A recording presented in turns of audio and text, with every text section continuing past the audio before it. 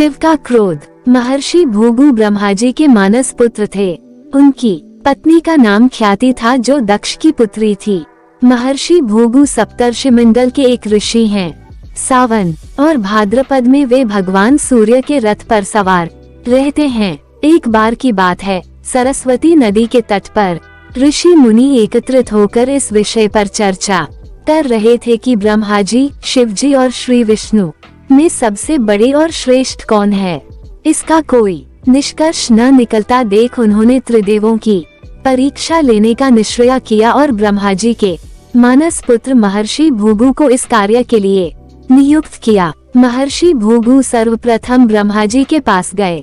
उन्होंने न तो प्रणाम किया और न ही उनकी स्तुति की। ये देख ब्रह्मा जी क्रोधित हो गए।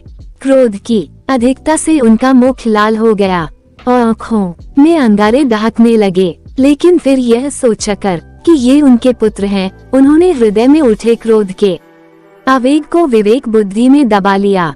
वहाँ से महर्षि भृगु कैलाश गए।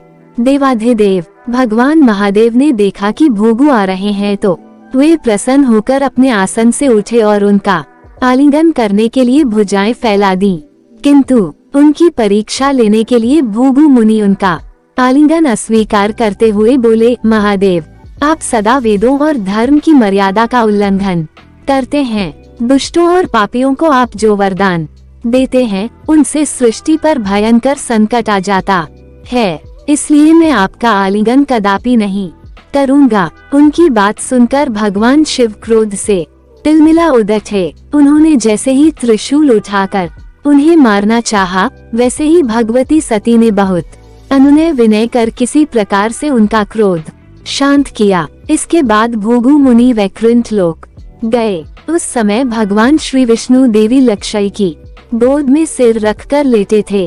भृगु ने जाते ही उनके वक्ष पर एक तेज लात मारी। भक्त वत्सल भगवान विष्णु शीघ्र ही अपने आसन से उठ खड़े हुए और उन्हें प्रणाम करके उनके चरण सहलाते हुए बोले, भगवान, आपके पैर पर चोट तो नहीं लगी?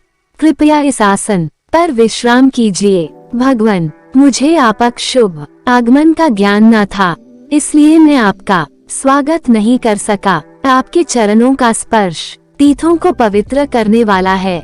आपके चरणों के स्पर्श से आज मैं धन्य हो गया। भगवान विष्णु का ये प्रेम व्यवहार देखकर महर्षि भृगु की आंखों से आंसू बहने लगे। उसके बाद वे ऋषि मुनियों के पास लौट आए और ब्रह्मा जी, शिव जी और श्री विष्णु के यहाँ के सभी अनुभव विस्तार से कह बताया।